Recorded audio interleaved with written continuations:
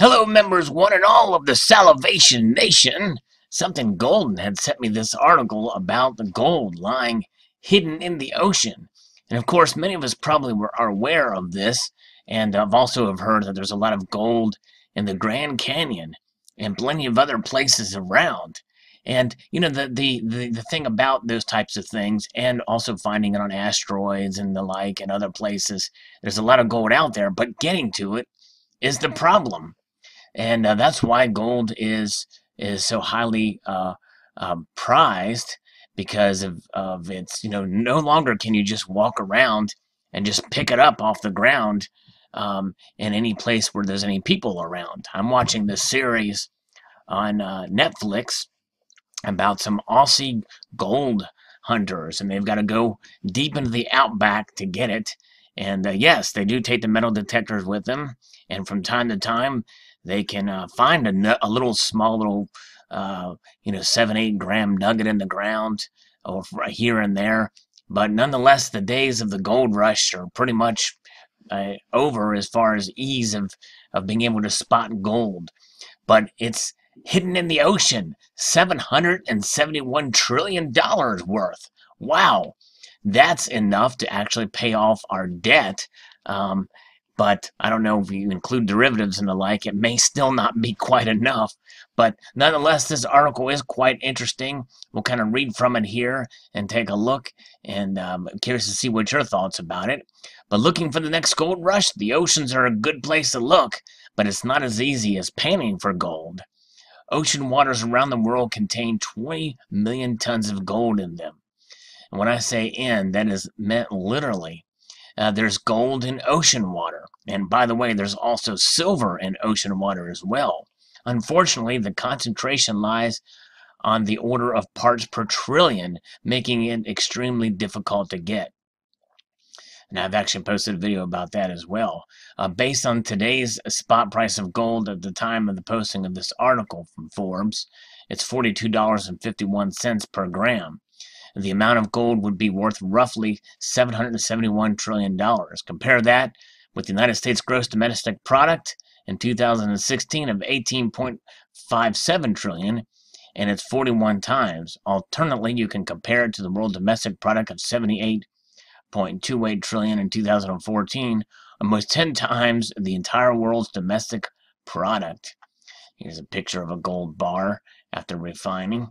Needless to say, there's a lot of money to be had just in gold within the world's oceans. However, there's the monumental task of removing the gold from vast amounts of seawater. Each liter of water would contain approximately 13 billionths of a gram of gold. Currently, there's no cost-effective method to remove the gold from seawater and be profitable. However, that didn't stop many eager inventors and investors, both legitimate and scammers. In the 1890s, Pastor Ford Jernigan came up with a plan for a gold accumulator. In a fever dream, the plan was to extract gold from Long Island Sound using a process involving mercury and electricity treatments. And here's a sketch: commercially profitable process for the extraction of gold and silver from seawater. Series 1. Jernigan started the electronic marine salts company and convinced enough wealthy investors to raise $1 million, about $26 million today, in cash. The company was off and running, building a large gold extraction operation in Lubec, Maine, far away from the watchful eyes of their investors. By 1898, investors began asking questions and wanting evidence that the plant worked.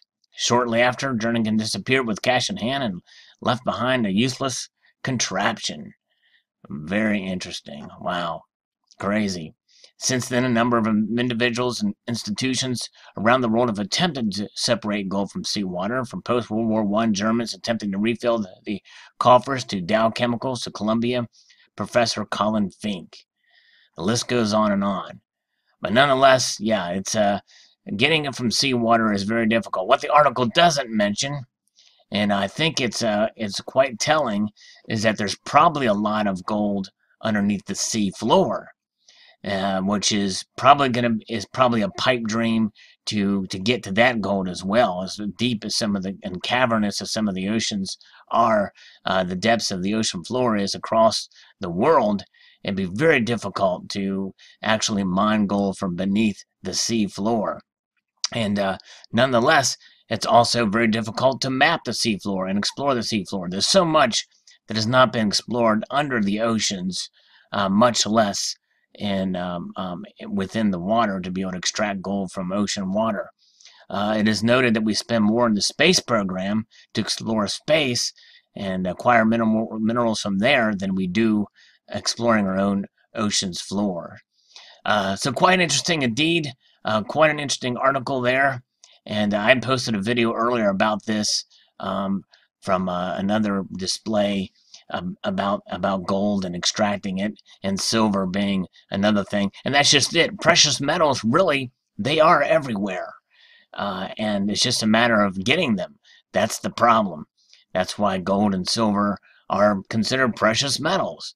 So post your thoughts below. I'd like to extend a multitude of gratitude y'all for watching, and encourage you to please rate, comment, and subscribe.